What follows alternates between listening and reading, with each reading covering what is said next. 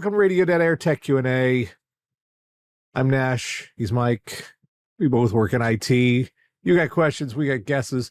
You can send those to requests at radiodeadair.com, and we will attempt to get those on for you. Let me see here. I want to double check some of it. Everything's going on today, and it all sucks. I hate it. Yay. Anyway. How are you doing, Mike? Not bad, not bad. I've hit the time of year where I'm taking every other Friday off in addition to a few other days because we have this thing called use or lose leave. Yeah. And if I didn't use like one day of it, my boss would be like, okay. And his boss would be like, oh, he didn't use one day, that's fine. But if I didn't use 22 days of it, which is about what I have to use between now and the end of the year, someone would be like, why aren't you letting Mike take days off? You realize everybody in the channel hates you right now. Yes, I'm aware of that. But this is stuff that doesn't roll over. So it's just like everyone else in the business world. It's like, well, I got to use it or it goes away. Like, oh my God, I have to take every other Friday off. God. And I have to get paid for it. Oh, you know, when will it end? What's really annoying is, of course, if I have a Friday off, nothing will go wrong Monday, Tuesday, or Wednesday. And then Thursday, shit will hit the fan. And if it doesn't, Friday, everyone will go like, oh, Mike's out of the office. We should ask him 19 questions each. All in separate emails.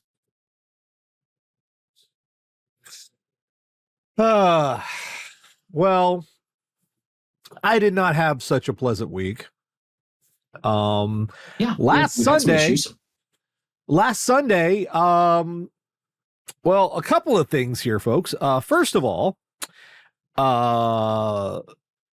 uninterruptible power supply. Here's a little, PSA. Every 3 to 5 years, you need to replace those batteries in your uninterruptible power supply, just like your phone, just like your laptop. Because and realistically, I would say check them starting at 2 years to make sure everything okay in there. Yeah, okay, everything's okay in there.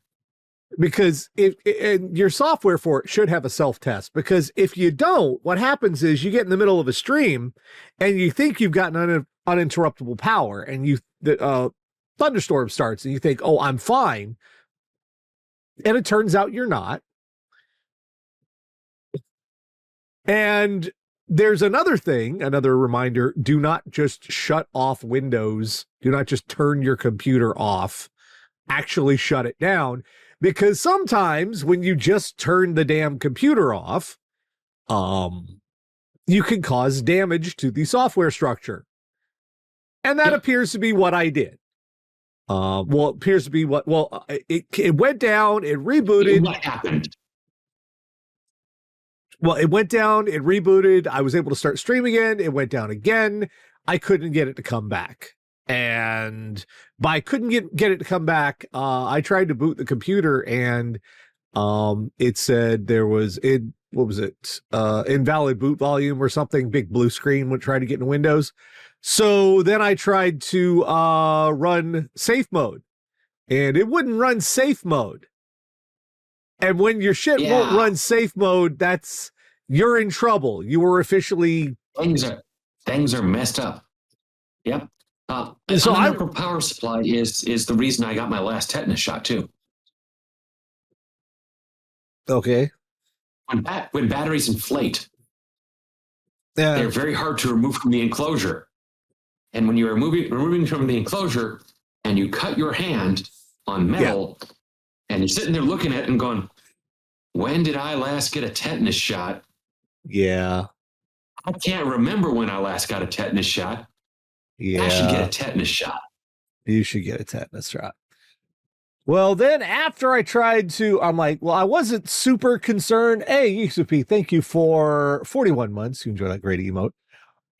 When I tried to get it back up and running, I wasn't too concerned at first because I thought, well, hey, no big deal. I've got a backup. It's a little bit older, but that's fine. It's a backup from May, but it's got I had already installed everything. I was fine. I should just be able to get back up and running. I tried to install the backup, and the backup software went, "Where do you want me to put it?" On my drive. What drive? The C drive. What drive is that? I don't see any drive. No, there's an SSD. Are you sure? Because I don't see one. Do you know what an SSD is? Yes, I do. Do you know? I don't see one. So that was concerning. And I was like, all right, worst case scenario, at least having a backup is a good thing. Worst case scenario, I've lost an SSD. That sucks. It sucks less than losing every single thing. But so what I did then was, well, let's see if I can recover anything from these drives. So I actually, and I had to take the SSDs out of this system and take them over to my Linux system, the media server, because it was the only thing I had available at the moment that had any power to it. And it had it has an extra M.2 slot on it, so I plugged those in there, and that system read them just fine. They were intact, they were functioning, there was no problems. So I was like, weird. So I copied everything I could off of those there. And you leave that alone. That's not for you. Leave that alone. That's garbage. That's plastic. He loves plastic. He grabs plastic and he drags it around. He chews on it. Anyway. So I copied what I could back off, and then here comes another problem with Linux. Everybody's like, "Oh, just switch to Linux. Just switch to Linux." Yeah, well,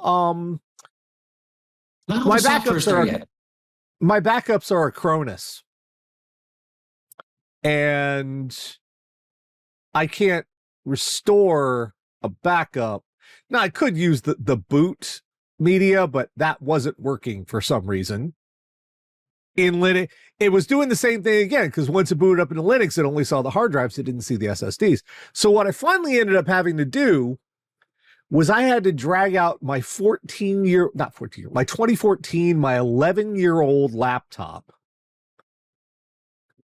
And I have a USB thing for the SSDs, so I did that. I have a USB cradle for my backup drive, so I did that. I had to plug in them both into the laptop, and I was able to restore the backup on for my main system on my laptop, which didn't go well and didn't go easily. But when I put everything back in, it started right up. I have no idea what happened. It does not appear to be a hardware issue, so I didn't lose any money on it. But what I did decide was, if I was ever in an emergency again, my old laptop just isn't going to cut it anymore. I've kept that thing running diligently ever since I got it. I moved it to an SSD. I increased it to its maximum RAM of 8 whole gigabytes. It's the max RAM it can use. It's an i5 4200U. And putting the SSD in it did wonders for it. I installed Windows 11 on it. And it still works, but it struggles, especially with like web browsing and stuff, because web browsers use a whole lot more memory and resources than they used to.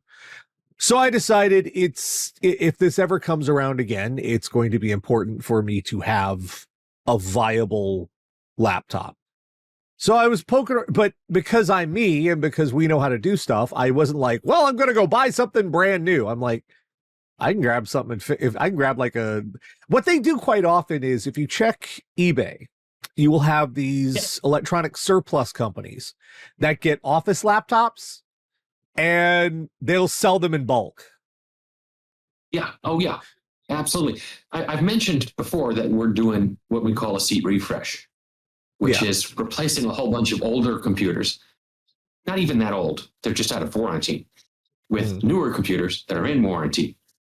And other than the fact that the hard drives get removed and destroyed, the rest of the computer gets then refurbed. They slap a new hard drive in it, they sell a pallet of them to whoever, and that person who bought a pallet of them for 5-10 cents on a dollar turns around and resells them. Maybe they're the ones who put the new hard drive in. Don't know. Well, what I managed to get, and I consider this one kind of a sleeper if you're looking for kind of an all-around system right now. And because it was an auction, I was able to get crafty with the shit. Let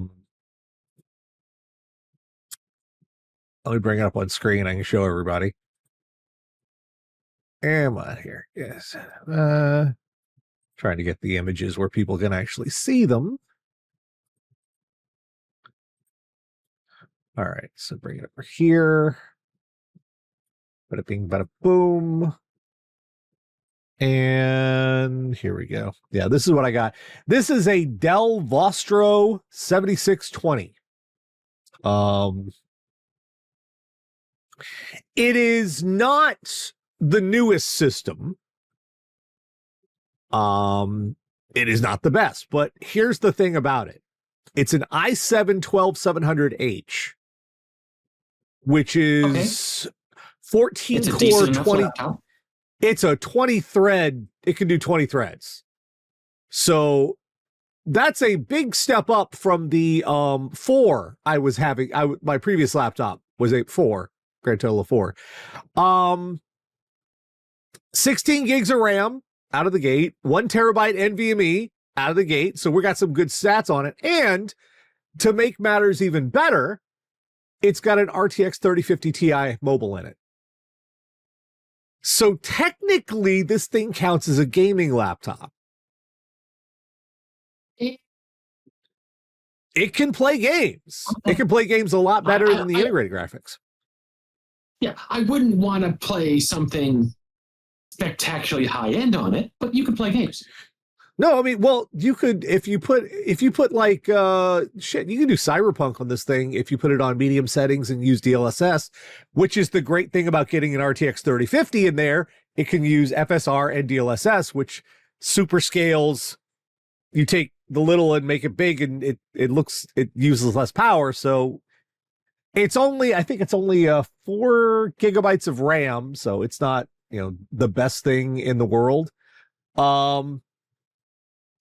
But this is like an office machine. And you can see it's not in 100% shape. Someone dropped it on a corner here. Yeah, it's got some dings and scratches. I mean, because you didn't send me the Etsy listing, or not Etsy. Yeah, sorry. Wow, someone's listing Dells on Etsy, eBay. Oh, no, I don't need it. Did they include photos with the screen on in the listing? They did not, but it's a reputable. They've got a good reputation. So if they do take returns. So if something's bad, I'm sending it back. Yeah, because my chief concern with any dropped computer, any dropped laptop of the last few generations is the screen busted? And even he's go, hey, well, wouldn't you see the spiders on a black screen? Not necessarily. I had a laptop at work hit the deck from an earthquake a while back. I thought it was fine. Nope, broken screen. Well, they got 2,000 feedback and 96.4% positive, and they'll take returns. So I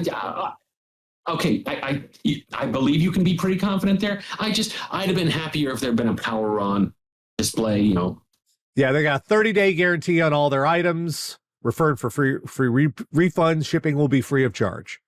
So I'm not worried about this one. The one thing they do disclose is they don't know how good the battery is because it's been wiped, so there's no OS. So they don't know. And that's but I'll also say my experience with Dells is the battery is very replaceable. Yeah, well, I mean, I have looked into it. This one is. It's a business laptop, so you can get it everything. You just have to take off the bottom panel. There's some screws, but you take off the bottom panel, you can literally get it everything. It should be anywhere from 6 to 8 screws. Then that generation, probably another 6 screws holding the battery in instead of clips or whatever. And it's either a cable or it's a set in place battery, and you're good to go. I mean, it's Yeah. And I'm it's looking up a replacement battery on that now just to see what it costs. I found one for $25. So I'm gonna it's because apparently the battery shift width was kind of weak anyway. It was like a 56 kilowatt, and they've got like, well, not kilowatt or watt hours. Yeah, 100 watt hours, whatever. There's 86. Yeah, there's 86. That's the one I'm gonna drop in there and see, and I'll have the other one as a backup if something happens, if something goes bad. How much was it? I got it for just under, well, no, actually, no, with shipping and tax, it goes over 300, a little over 300, which was pretty good. It's a really pretty good deal on this one. So I'll be paying it off for a while, but that is a good deal. Well, that's the advantage of doing, I was scouring auctions looking for anything I could find.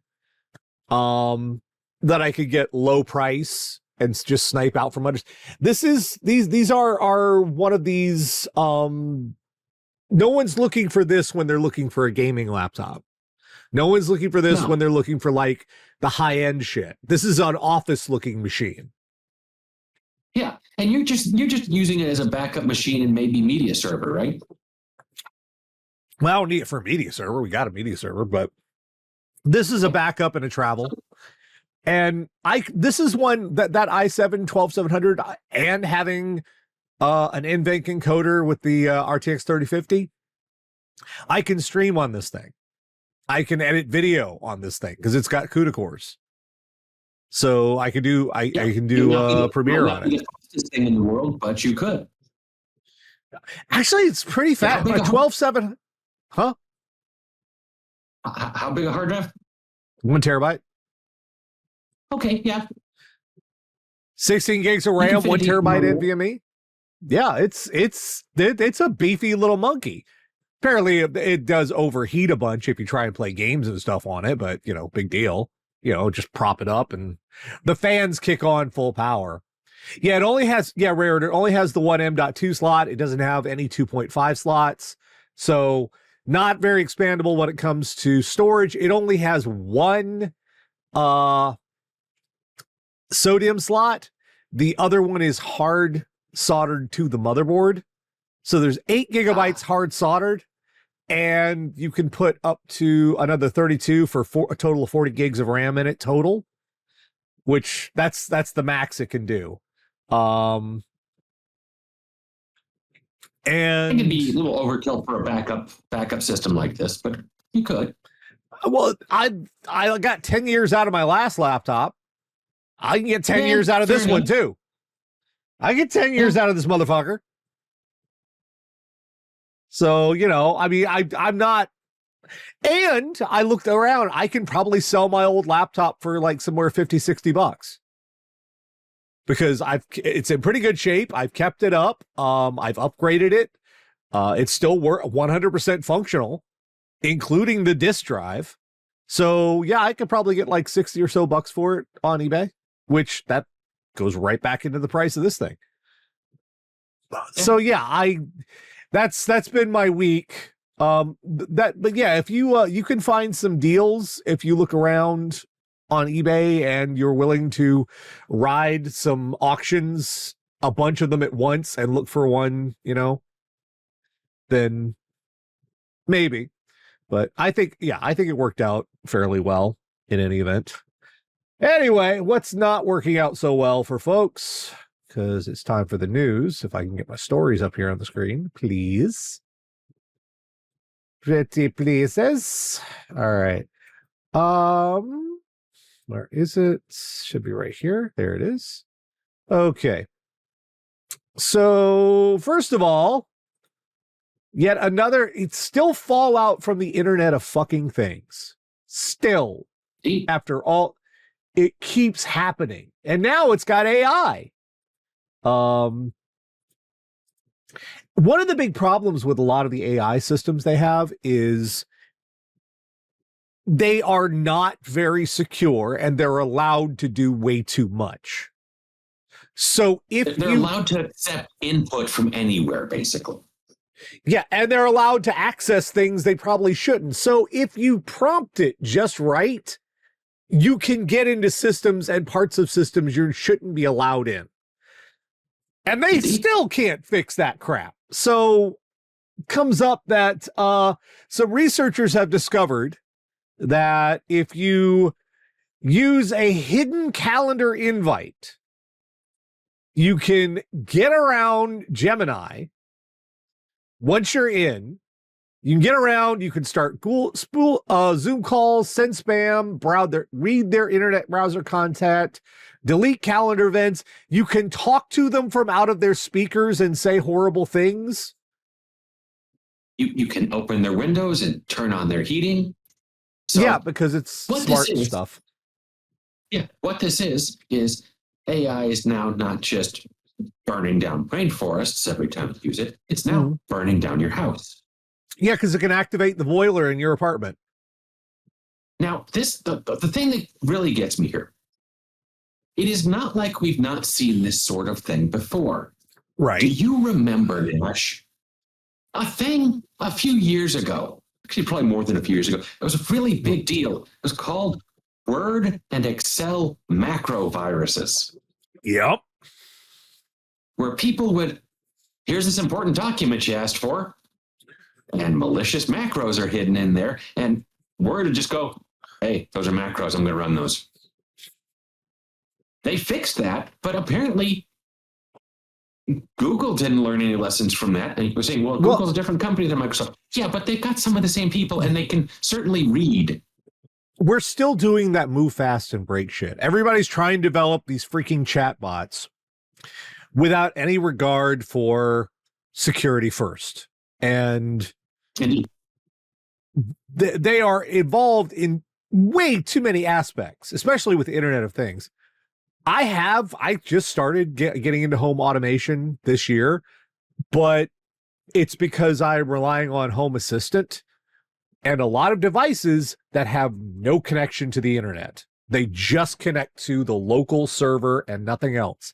Yeah. I actually brought you up at work. Yeah. Oh, you did? So we're replacing all of our lighting with LED lighting, the overhead lighting. And they're saying, okay, before we can accept this, because it's way too bright, because it's all the cold white light, and it's all really bright, and there's no dimmer knobs. And they're saying, we got to add dimmer knobs before we accept this. Right. And I said, yeah, and the reason they're going with knobs is of course we don't want us. And I brought up you as saying someone who's doing home automation stuff, but you're specifically going out and doing the stuff that is not talking to servers because you don't want to have to deal with, oh yeah, the server's gone. Yeah, Otaku Boy mentions Z-Wave, Zigbee devices. They're a home automation device that they doesn't actually use Wi-Fi. Just the base station uses Wi-Fi. All of the individual parts use a different bandwidth that connects to the base station, and then the base station connects to your your home automation stuff. That way, people can't actively hack your devices unless they find some way to do. And Zigbee's very short range, so they'd have to get really close to be able to. They would already have to have physically infiltrated the space. Now, if you're a public library, that part's not necessarily difficult. Anywhere, other places, maybe harder. But there are ways to do home automation now to get around this stuff. And a lot of your stuff, it's like, yes, I want to control it, but it doesn't need to be on the internet. It just needs to be on the intranet, the LAN, the local area network. Remember LANs? Remember that shit? Anyway. Next story. Intel, this is what makes this story interesting is what's not being said here, kind of what's going on behind the scenes. So we already had this week the president of the United States sticking his nose into a private company by saying who should be their CEO of Intel. And apparently this happened Apparently, this happened because 5 minutes earlier he was watching TV, and one of the right-wing talking heads that he was watching said disparaging things about Lip Bhutan, and someone had basically timing. Here's this story on Fox News or whatever else he was watching about Lip Bhutan, and 5 minutes later, here's Trump's deranged social media post. I'm sure it has nothing to do with the fact that he's not white. I'm sure that has nothing to do with it. I suspect that's certainly where the Fox person started. What's happening, and this is actually very stupid because the chairman of the Intel board tried to spin off Intel's foundry to TSMC without going through the CEO. He was trying to make this deal happen behind the... I'll be the first to admit I don't understand necessarily how very big corporations organize themselves. Yeah. So I'm confused as to why the chairman of the board needs to be a different person than the CEO. Because the board represents different interests. Yeah, or why the chairman of the board would have even the power to do this. Well, usually a board would have to vote to override a CEO or something like that. This is very unusual for a board chairman to quietly go to try to arrange a deal behind the chairman's back. What makes it even stupider is that TSMC has no interest in Intel's foundries. They're not because their what TSMC. Yeah, their TSMC stuff they're using different technology. They don't need an American foothold because they have just started. They have their own American fabrication now. So this was an incredibly dumb idea, and it wasn't going to work. But what it speaks to is Intel has deep problems at the top because now you have the board members trying to go around the CEO without their approval to arrange crap. And what the hell is happening over there? Like, they lost Pat Gelsinger, and then there's a suit against Pat Gelsinger and against the executives for screwing up the stockholder crap. And now they have a new chief executive who is getting undermined by the board already. And this is the same chief executive who's decided they want to micromanage chip releases. And this is the one who decided we're bringing back hyper-threading just one generation after they finally stamped it out. Yeah. I have something to say about this this person on the screen here who is named Frank Yeary. Frank Yeary, yeah. I suspect he spends more money on his teeth than I have on my car. Yeah. Probably, yeah. It's just Intel, this should not be public. This should not be happening in public. This should not be happening. No corporation runs without friction. That's a given. But the talent of having, a company is understanding you keep your shit inside where nobody can see it. That's how you survive at this level. This is ridiculous for a company the size of Intel. It is so weird that just 5 years ago, I'm thinking back to 2020, Intel was still, they weren't exactly the top dog anymore, but they were still very competitive at the start of 2020. Yeah, and now it's possible they may not be here in 5 years. Or at least not in this form. There's going to have to be something, but someone might buy them out. That's a potential. A scary thought, having NVIDIA buy out Intel. That's a scary one right there. But yeah, this doesn't bode well like they've already lost the enthusiast market.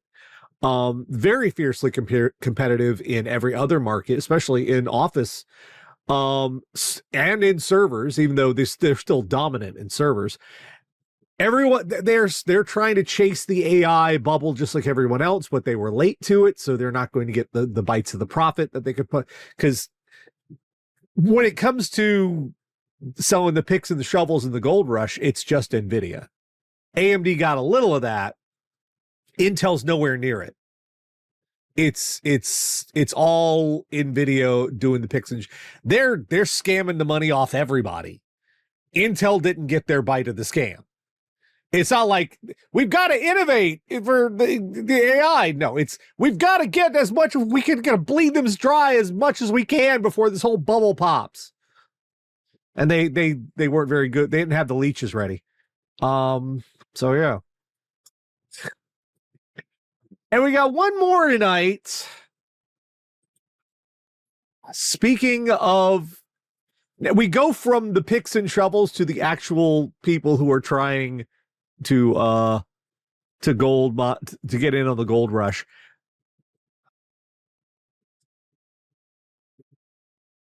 Do you remember? I think it was 2011-ish, 2011, 2012, the release of Windows 8. Oh, yeah. The Windows version that went nowhere because everyone hated it. Do you remember the post-PC era, Mike? We're here in the post-PC era, which is where we are now. Apparently the stream is frozen and even the ad is frozen. All right, let's see. Let me have a look.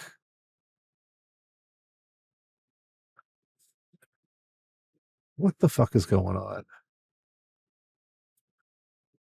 Well, I'm sending. Okay. It's the ad unfroze, and we got a spinning wheel on the little thing on the side.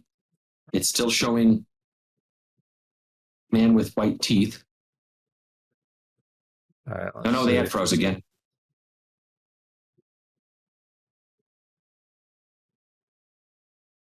Well, it's still sending data. I'm still streaming. Maybe it's Twitch. I don't know. Hang on. All right, let me stop and restart, I guess. Start. Okay, hold on. I couldn't ask. Well, yeah. Start again.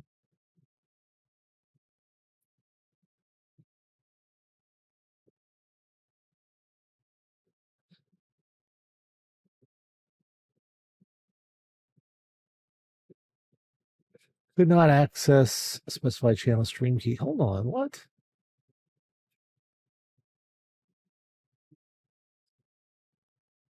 All right, we should be back. Okay, I see the commercial started up again. Hey, okay, it switched over. Hey, there we are. Okay, it's moving all right, we're again. Back. It looks like we're back. All right. Well, anyway, as I was saying, do you remember 2012, 2011, 2010, somewhere around there? We were supposed to be here now in the future year of 2025 in the glorious post-PC era is where we are. Oh yeah, everything was going to be tablet based. You wouldn't have a computer or a laptop. You wouldn't have a desktop or a laptop. Everything would be tablets. It'd be tablets everywhere. You'd have a tablet or 2 for home. You'd have a tablet or 5 for work. You'd have, everything. Of course we do. Yeah, I haven't touched a keyboard in 13, 14 years, Mike. I haven't used a mouse in 14 seconds. Do they even make mice anymore? Mice and keyboards? Do they even make those? Do they make desktop PCs? Do you remember those desktop PCs? Those great old machines? Those were great. I loved those old things. Remember those? Remember laptops with keyboards on it? Oh no, Windows 8 gave us the post-PC era. And of course, Microsoft completely redesigned Windows 8 to be a touch-focused tablet-based interface OS entirely. And everyone hated it. Because we weren't in the post-PC era. We were never going to be in a post-PC era. They got high on their own supply. And it was a disaster. Oh, indeed. Now, there were probably many reasons for that. I mean, battery life was one, processing power was another. The fact that no one wanted to just lug around. I mean, these people, I take care on a laptop. Yeah, but you would be carrying around a couple tablets because they didn't have the memory, they didn't have the storage to all do the jobs necessarily. So you might have to have two laptops or two or three tablets at work just to have the functionality of one computer. Well, now here we are. We're coming up on 2030 in 5 years, and we're doing that. There's a thing that used to be valid in tech, and it kind of isn't anymore, where they would say, in 5 years, here's where the technology is going to be. And it used to come from people who were actually knowledgeable and just the general feel of the industry. You would get an idea of, okay. Or at very least people like us. Yeah, I mean, because we could easily say, and we were pretty much right when we said in about 5 years, desktop hard drives are going to be on their way out. And they kind of are. There are entire systems right now who you go out and buy a whole computer, a desktop system. All it has is an M.2 SSD. And I personally mainly just use my SSD, my hard drive for backup purposes at this point. We'd said about a while back, well, it kind of got interrupted by RTX and whatnot. But I said we were about five years away from 4K gaming, and 4K gaming is kind of, it's here, it's functional. Depending, well, even if you can't spend for it, because if you use DLSS and FSR, that kind of brings 4K gaming down and makes it more accessible. It used to be when you'd say this is coming in 5 years, because you had some idea and some reasonable expectation. Well, that's turned into, in 5 years, ponies will fart diamonds. In 5 years... I believe that's in Sam Altman's latest press release. In 5 years, your dog will drive a train. What? Well, because, and I'm bringing this up, is Microsoft is saying Windows in 2030, get ready, the keyboard will feel as alien as it does to Gen Z to use DOS. Keep in mind, Gen Z is 13 to 30 years old right now. Also, look at this guy. Look the fuck at this guy. I don't know that I've ever trusted anyone with that hair. Now, this is the second time I'm going to say I've commented on someone's physical appearance in this show. The first was he just spends a lot of money on teeth whitening. That okay. The hair is a choice. Yeah, that hair is a choice. That is a Joel Osteen level of hair product to maintain that. And it's like almost always when the sides are shaved, beware. Like almost always, you should be very scared when you see that shit. Dave Weston, who is the corporate vice president of enterprise and OS security, says that do less with our eyes and more talking to our computers. It will be a much more natural form of communication. Mike. This tells me that Dave, while he is a senior executive of what did you say he was here? Corporate enterprise. He does not work around a lot of people, because what you're going to have in an office environment is people talking to their computers, and it's going to ask why you were talking about Cheetos when that was the guy 2 cubicles over who's raised his voice because the vending machine is empty again. I type way faster than I talk. And the reason we use text is if you're like, wait a minute, what did they say? Let me check that email and refer to what I got to go back and see what's okay. That's what they said.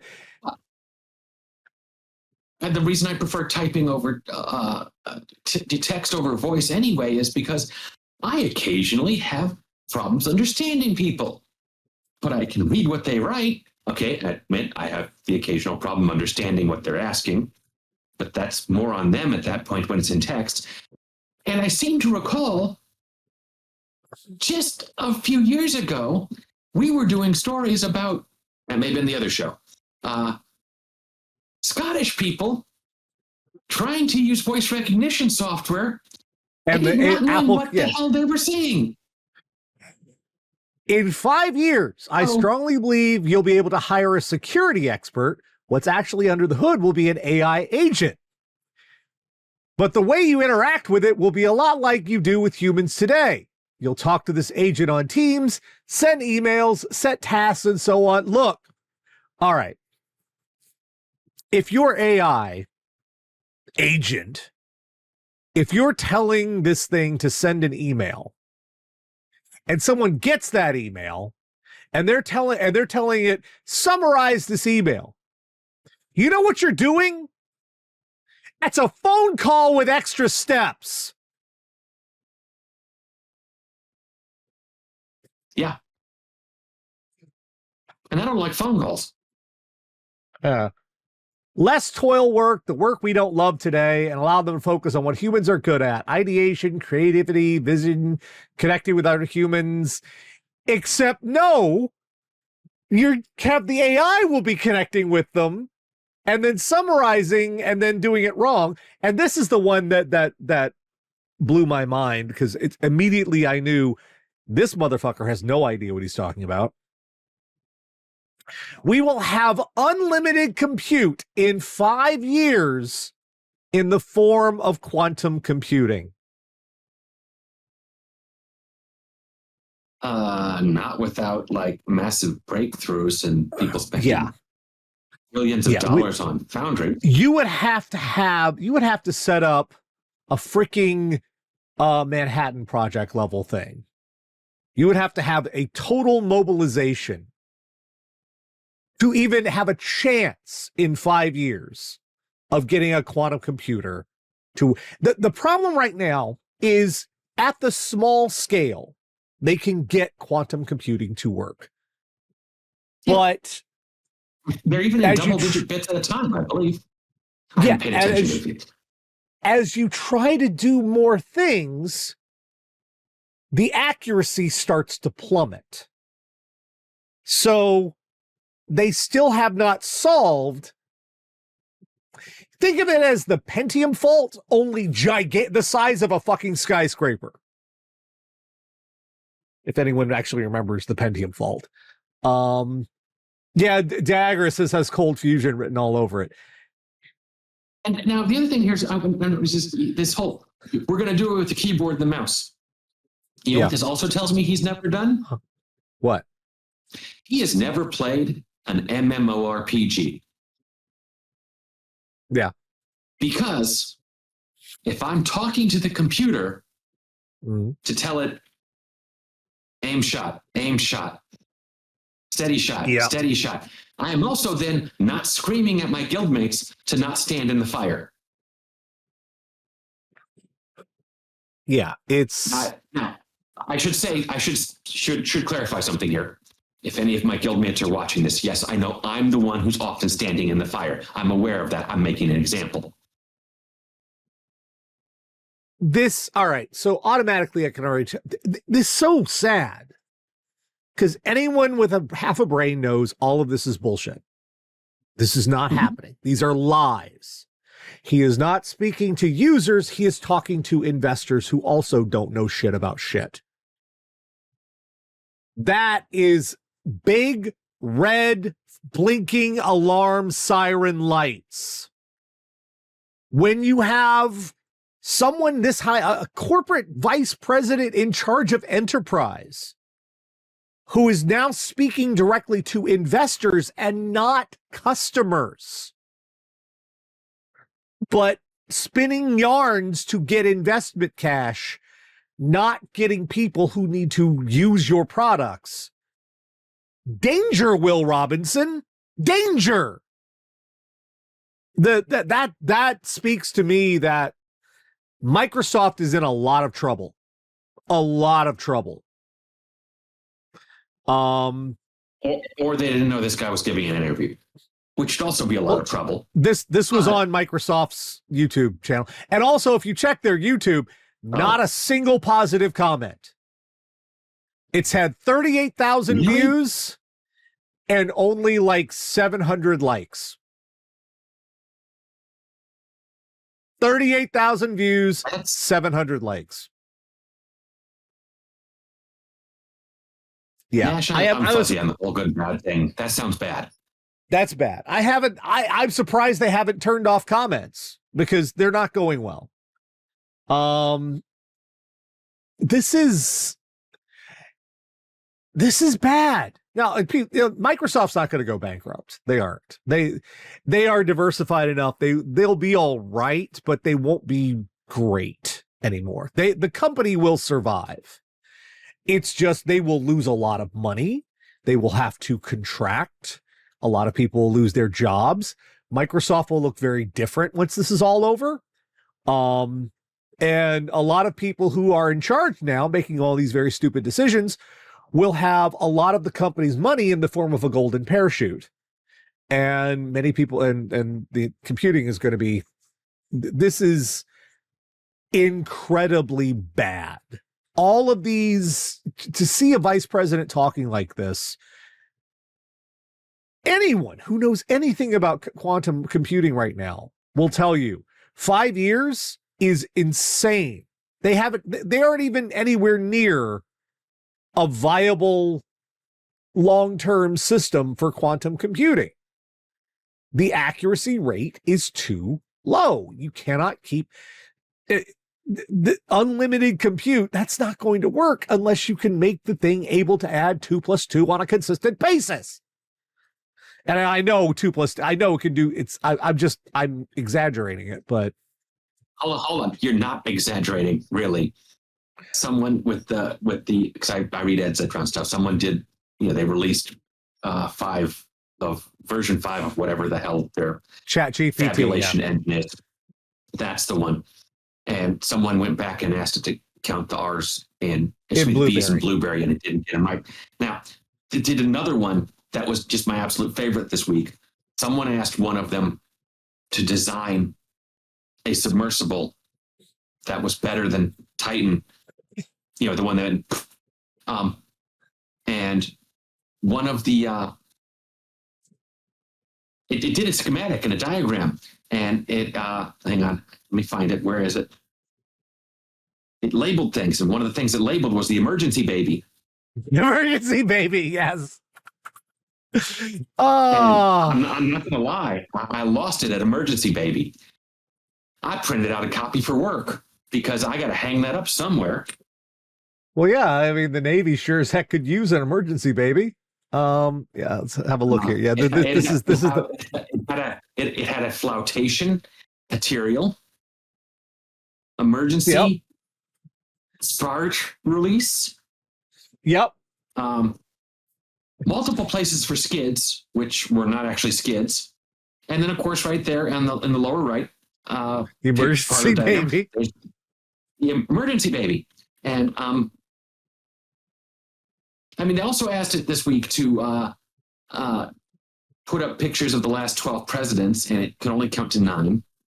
And it didn't get a lot of the names right, and it didn't get a lot of the pictures right.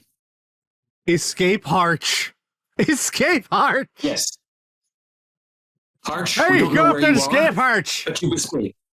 No, Harch is a person. He's escaped. He's pissed off. We don't know where he is.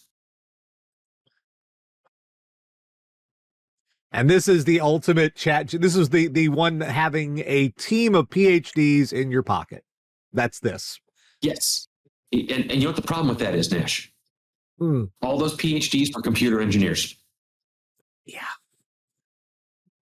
Now, before we have any computer engineers jump in and say, Mike, what are you talking? You just I have a computer engineering degree. I know what we're like. We are all, computer engineering was hard. So anything that's not computer engineering must be easy by comparison. Get over that. All right. Let's actually get to your questions. You can send those in. You still have a little time for those. Hey, the reason we're actually supposed to be here. Your brother wrote us a question, Mike. Yeah. Heard from your brother here. Recommend. He says, "Do you?" He asked me, and I said, "Ask the show." Okay. Do you have a recommendation for a VPN, and should free-to-use VPNs be avoided? All right, Patrick. There are two different metrics to consider when picking a VPN. Do you want speed and ease of access, or do you want privacy and security? Because those have gone, you can't get both. You cannot, those have split in twain. If you want speed and ease of use across platforms, then you want ExpressVPN. They have very fast connections. They have a whole bunch of servers. They have a bunch of locations. However, you cannot guarantee they will not forward your information to a government or to an attorney or just whatever. You are not, your shit's not safe with them. The other option, and this is the one that is like all the way the other direction, is a Swedish company called Mullvad, Mullvad. And they are so dedicated to privacy, you don't even have to give them a name to get an account. You can pay them through multiple different means, including like gift cards. Like, remember like calling cards we used to have for minutes on long distance? Like what the scammers call up and tell you, say, hey, we've got your package here at customs. You need to provide us the gift card so we can release it. Yeah, they are ridiculously, they are insisting they will not turn over your information. They will not they don't keep any kind of logs whatsoever. However, they do not have quite the reach and infrastructure that like ExpressVPN has. So they're not going to be as fast. But if you just really don't want somebody to see what the fuck you're doing online, Mullvad is the choice. As to the free ones, I wouldn't really trust them, because you do not. All right. For those who don't know, we'll go over what a VPN is again. Here's your computer. Here's the internet. The internet's up here. Your computer's down here. Normally, you have a number that the entire internet talks to you, and you talk to the internet. That IP address, that's your number. And if you're doing like downloading torrents, if you're doing anything online, if you're visiting websites, there is a record of everything you're doing out there at all times. If that worries you, you get a VPN. A VPN is a computer that sits between you and the rest of the internet. You talk to your computer talks to that computer. And that computer, like, it's sort of like, hey, can you get me a sandwich? And that computer goes to the internet, hey, I'd like a sandwich. The internet hands that computer a sandwich, that computer hands your computer a sandwich. It's in the middle. Except, as far as the internet's concerned, it just sees the number, the IP address of that computer, not yours. Your computer is invisible to the internet at large. The problem is that computer, the one that's in the middle, can know everything you're doing, and it can keep a record of everything you're doing. And that's why free ones are of a concern. Because if they're free, then you're the product. They maybe sell the information. Well, yeah, they sell information basically. I mean, they might be selling ads they're injecting, and you're seeing some of their ads. But what it is they're not necessarily selling individualized information about you, but they're probably selling collective, anonymized information about what people are searching. I mean, and also a free VPN, anyone can start a free VPN. You have to trust that person. You have to trust them to, if you're going for privacy, you have to trust they're not going to turn that over to anyone who asks for it. Yeah. Or when if they ever sell the VPN company, what that new company then decides to change. Of course, that's true with any company. I mean, that. And those two options I talked about before, privacy and speed.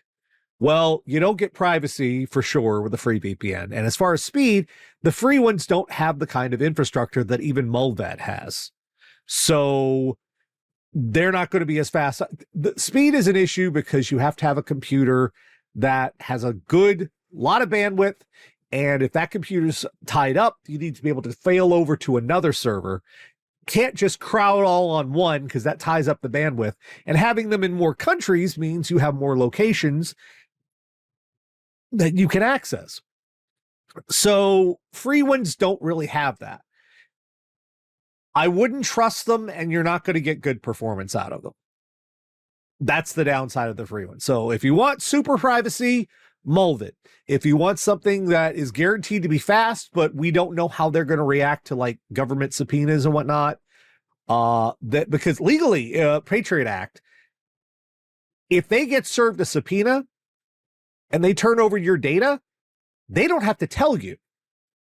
At least in America, they don't have to tell you. So you may never know. Well, it depends on the nature of the subpoena, whether or not you'll be informed. Is the short version of it. Sometimes they're not allowed to tell you. There are companies that do something, things called canary notices. They will write like a statement of privacy or something on their website. And if that statement ever gets removed, then that's how you know they've had to turn over something to the government. So they aren't telling you what they're doing. They're just saying this has been violated, but we're not going to, they just quietly delete it like a canary in a coal mine. So anyway, hopefully that answers it for you. Let's see what is next on our list here. This is from Lee down in Australia. Down under. I'll stop doing that. I'm sorry. Happy to have found the tech channel again after years. After a long time, I'm upgrading from an Intel i5 6600 and a Radeon RX 580. That is a venerable old graphics card. Would like to know if I'm doing something terribly wrong with this build. And keep in mind, all of these prices are Australian dollars, which it's a little bit different. But this is about a $1,700 US dollar build they're working on here. First off is the Ryzen 9 7900X. All right, well, the first thing I'll tell you about this build is if you can wait a few more months, you might want to, because we're on the verge of the next Ryzen iteration. And the rumor, we won't know for sure until we get closer. Yeah, Charlie is very tall back there.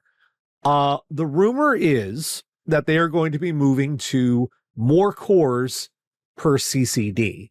CCDs are the cores, the little units that hold cores. Right now, the max they put on a CCD is 8 cores, 16 threads, which means if you want to get a 6-core, well, you have to find an 8-core unit with damaged cores or disable them. If you want a 12-core CPU, you've got to get 2 cores, at least one of them is damaged or with disabled cores.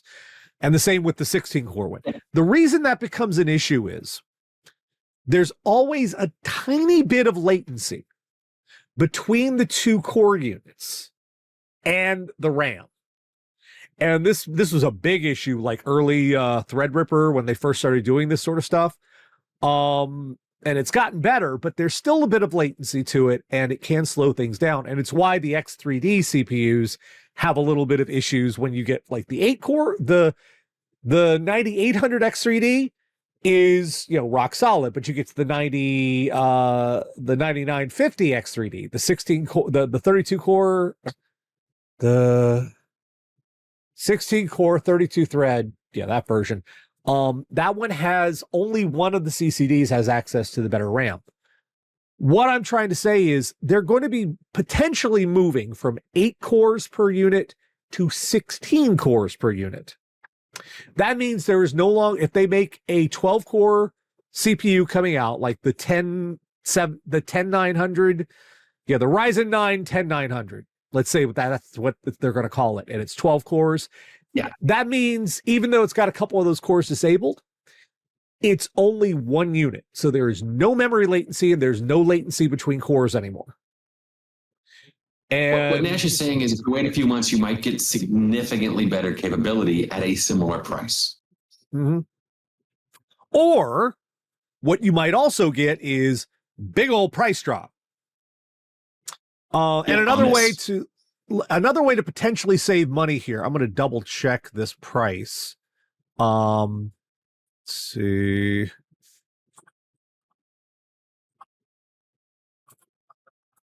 Where was it?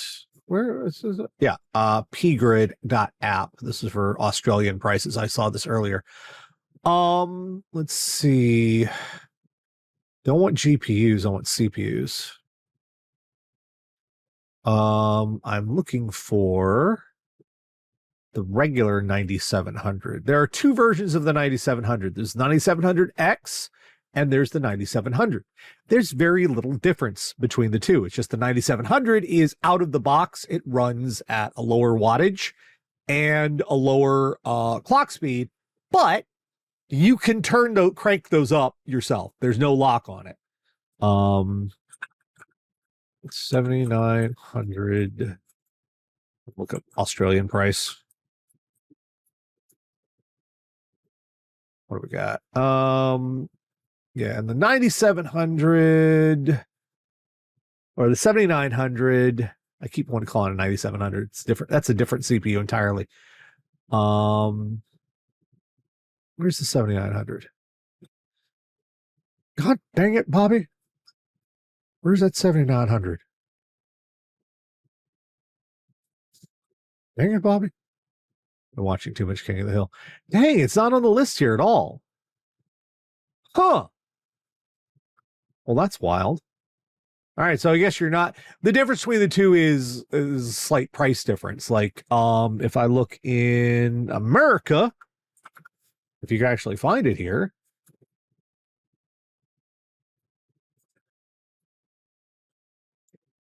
7900 is 340. Oh, wow. Okay, well, 7900 is 348, and the 7900X is 320. No reason not to get the X then. Never mind. You're not saving any money there. Graphics cards, this is another one. Potentially, we may see prices go down soon. It depends on the release of NVIDIA's rumored 50 Super Series. And that's probably going to be at Comdex. Let's see. I want to see. All these things I have to keep track of in my mind.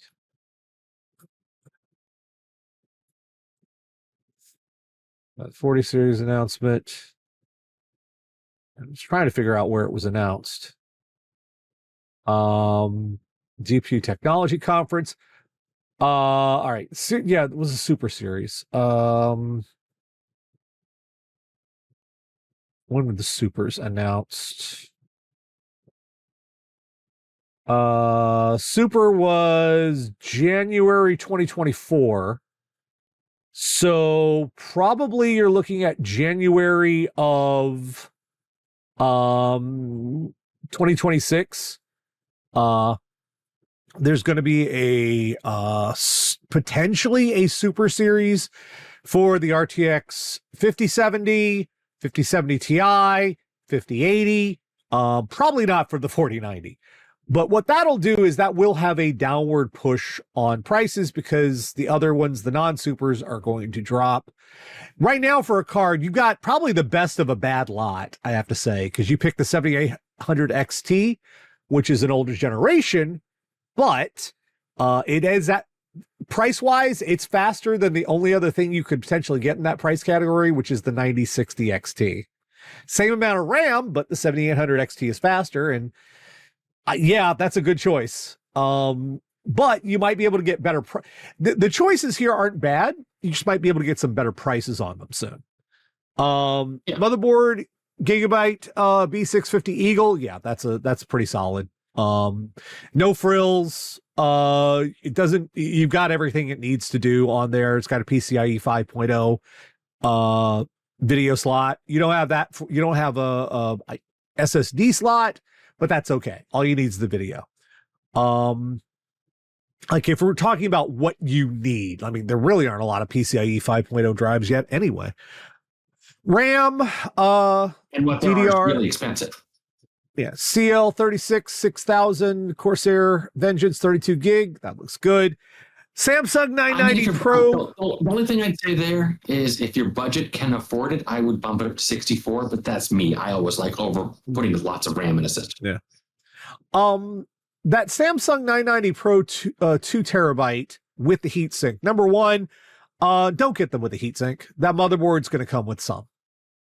All you'll need, because let me double check. I want to look. I know that has some heat sinks that come with it. See, give me some images here. I take that back. It does not include heat sinks. Wow, that really is. No, yes, it does. It's got one heat sink. I was about like the secondary ones don't get free heat sinks, but there is one SSD heat sink. So if you're buying a motherboard at the same time you're buying an SSD, don't get a heat sink. The one that come with it will be more than sufficient, unless you're really crazy and you really want that keep the temperatures down on it. Might I also recommend Western Digital Black, their SX, because those have DRAM on them. So yeah, the Western Digital Black SX. Let me look. Yeah, the SX 850. No, not the SN, the SN 850X. There is a 2 terabyte model of that one. And that one has actually been competitive speed-wise. And that one you could have for, let's see, 154 US. Let me see how much that would be Australian.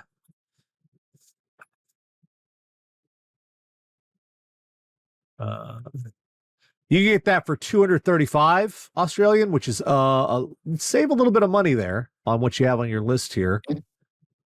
Because yeah, you'd save not a lot, but the performance is also better. And Samsung has had some issues with. They had like the 980 Pro series had some notorious crashing on it. So, hard drive, Western Digital Blue, 4 terabyte, perfectly fine. Yeah, that's good. Thermalright Phantom Spirit. Yep. Corsair power supply, modular. Yeah, looks good. The Montech cases, they're very nice for the money. They are very nice for the money. Montech is really eating everybody's lunch when it comes to cheap cases right now. So yeah, you look good overall. I would just maybe hold off if you can hold off to January, which is 6 months away. For 5 months. 5 months? 6 months. September, October, November, December, 5 months. January, 5. Yeah, if you can hold out till January, you may get some better prices on the CPU and GPU. Also, you might want to look for used 7900Xs because a lot of people have already upgraded to the X3D. So there's a lot of them out there to be had, and you might be able to get a deal on a used one. As long as you get it from a reputable place, it should be in good shape. Otherwise, I think you're good that way. Okay, so good. Hope that helps. From Jackie.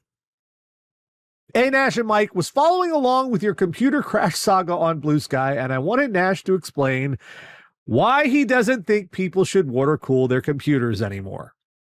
Okay.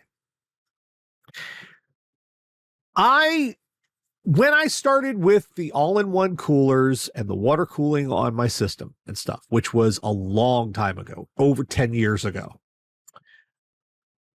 that was still a point where overclocking on CPUs and GPUs was not automatic. It was not, you didn't have boost clocks to the point you have now. You didn't have like modern Ryzen will push the chip as absolutely hard as it can. It will find the limits. It will do as much overclocking automatically as it can on its own. And that's part of the standard, temperature expectations. And back then, when you're trying to overclock, you want every degree of temperature interferes with that overclocking. So you want to cut it down even 2 to 3 degrees. That's speed you're losing on trying to overclock a processor. So back then I used a lot of all-in-ones back then, and eventually I moved to a custom water cooling loop. And if you're not familiar with this, when people say water cooling, I know a lot of you think you go to the store, there's a radiator with hoses and a thing attached to it, a little pump, and that's all you think of when it comes to water cooling. There's also the custom loops you build yourself. You get your own radiator. You get your own tubes of various sizes. You get your own heat sinks, your own pump, your own liquid, and you assemble it your way. It's very expensive, but it used to be, could give a definitively better performance options, especially it would allow you to water cool your GPU at a time when GPUs didn't have a lot of all-in-one coolers for them, or if they did, you had to buy them and they were way more expensive. You had to buy them with the card because every card has different PCB. As time has gone on, however, like I said, the boost clocks have improved. So now GPUs and CPUs take care of themselves. And when the manufacturer builds a cooling solution for them, they take into account those boost clocks. Rarely is it that those cooling solutions can't boost to a really high level and you're not losing that much performance, even if you tune it yourself. In fact, the best way to tune products, GPUs and CPUs now, isn't necessarily overclocking. It's undervolting. It's trying to reduce the voltage while maintaining those boost clock capabilities. That brings the temperature down a lot more than trying to get better cooling on there. At this point, if you're building a custom loop, or even if you're using an all-in-one cooler, in my opinion, you're wasting money. Because and also you're costing yourself reliability. The all-in-one coolers have a limited lifespan, 5 years at most, typically, because they're using disparate metals. There's galvanic corrosion. It's inhibited by the liquid in the all-in-one, but eventually the chemicals that inhibit the corrosion break down, and you start getting scraps of metal going into the pump, and the pump clogs up, and there's goop in your loop, and all of a sudden it doesn't work anymore. With an air cool solution, it's a hunk of metal. There's nothing to break. There's a fan. Those rarely, if ever, break. Those I've had CPU fans that have lasted for 20 years. It's crazy. When it comes to cooling your system, air cooling is set it and forget it. You don't have to worry about it. If you use the right thermal material, like a phase change PTM style thermal material, you have to do zero maintenance on your system. You can build it and leave it alone. You never have to touch it again. In fact, it's advisable to use PTM phase change thermal material on laptops because then you don't have to open up again. What it comes down to is when I built custom loops are way more expensive. And when I had to take my computer apart this week because there were problems with it, because the way my system is set up, it's more efficient. It doesn't pass a lot of airflow, as much airflow, because there aren't, air coolers all through it. So I actually water cool my SSDs in addition to my graphics card and my CPU. I had to completely disassemble my cooling loop, which means drain it, put down shop towel to catch any leaks, take the tubes apart, remove the components, test them, blah, blah, blah, put it back, reassemble the loop. Then I have to pressure test it and make sure there are no leaks. Then you refill the loop, and that adds at least 2-3 hours to a repair that you may not have. In general, if I were building a new system right now, if I didn't have all this crap already invested in this one, if I was building a brand new system, I would rely on the air cooler that was on the GPU, which fortunately I have the backup. I have the one this one came with, so if I ever want to swap back, I can. And I would get a decent air cooler from like Thermalright, because they are cutthroat on their prices. They just rock bottom. They are killing everybody else in the space. I would get those, and I would use 140 millimeter fans in my case as opposed to 120, because those can run very quietly. If you're concerned about fan noise, in my opinion, instead of doing a cooling loop, it's probably better to replace your 120 millimeter fans with 140s, because those can move more air at a lower speed, which means less noise. That's what I would do. I would probably I actually took a moment to look. I would probably get like a Montec case with a good front grill. Make sure there was a lot of airflow through it. 3 140 millimeters on the front. Got some probably a couple 140 millimeters exhaust, and a good air cooler. And that's what I would. You don't have to spend a lot. In any event, that would be a lot more reliable in the long term, is going that direction. But this does work, and I spent a lot of money on it, and I do get, as the best performance I could potentially get, but it's just there's not a lot left to squeeze out of these. Yeah, an advantage, and it may not be applicable to everyone, is that water cooling is quieter. But depending on what you're doing, that's not a consideration for everyone. All right, got one last one, just came in from Emilio. Evening, gents, okay. and the endless catus. All hail, yes. Since you are currently starting your quest for a new laptop, well, I kind of finished it, but how about giving some tips for getting cheap but reliable used technology on web markets, eBay in your case? Sort of expand a bit more on what you said in the beginning. Well, first of all, you basically covered it at the beginning of the show, but yeah.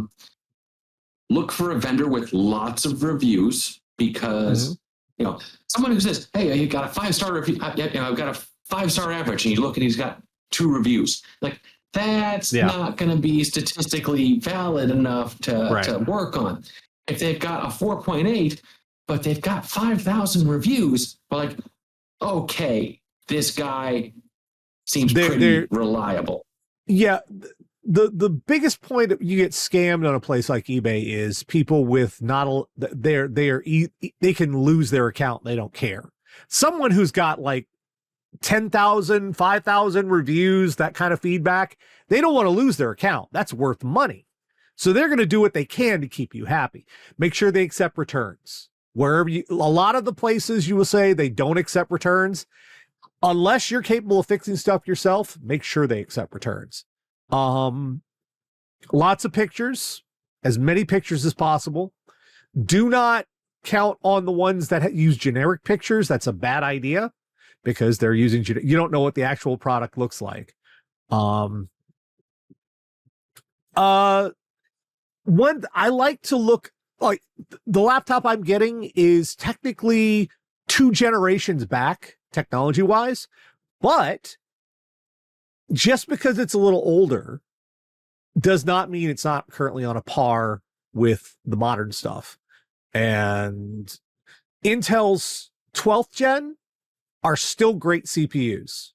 So if you're looking for not a lot of upgradability, but if you look for something just right now that works, 12th gen are good CPUs, and in a pinch, you can find motherboards that run DDR4, which is even cheaper. So there's a way to save some money and still get some performance out of it. Not the best performance, but you're gonna get something reliable there.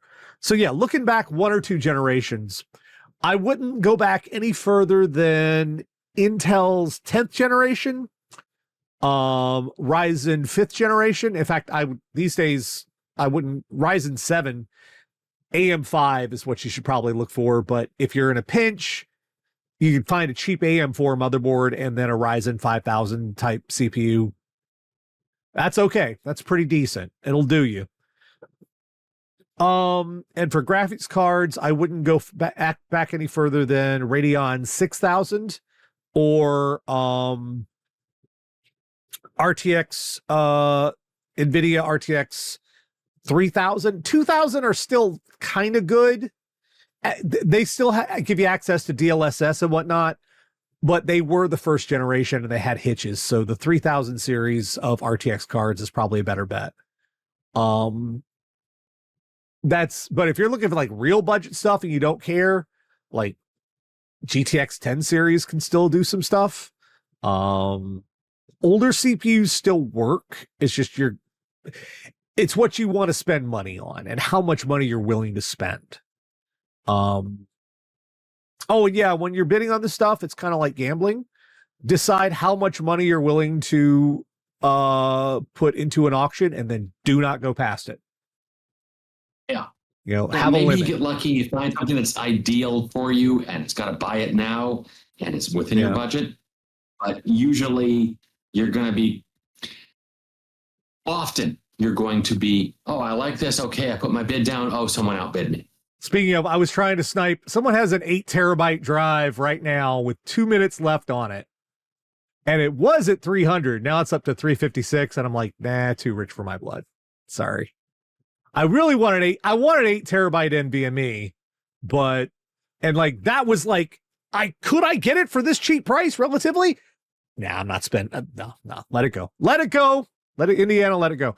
But yeah, understand how much you're willing to put into the auction and do not put anything more into it because you will just, your money will go, bye-bye. Bye-bye money. Goodbye money.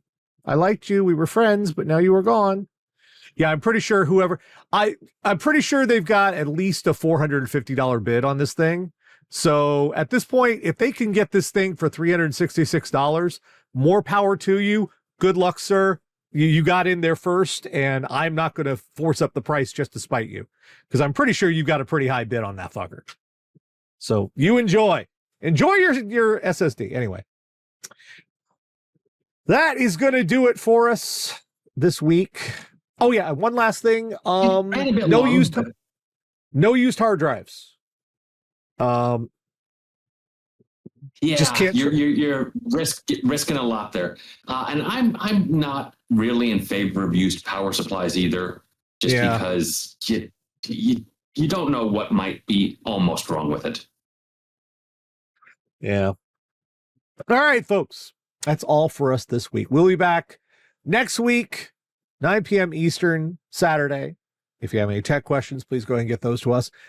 We'll be back then. You have yourselves a good week and take care. Good night, everybody.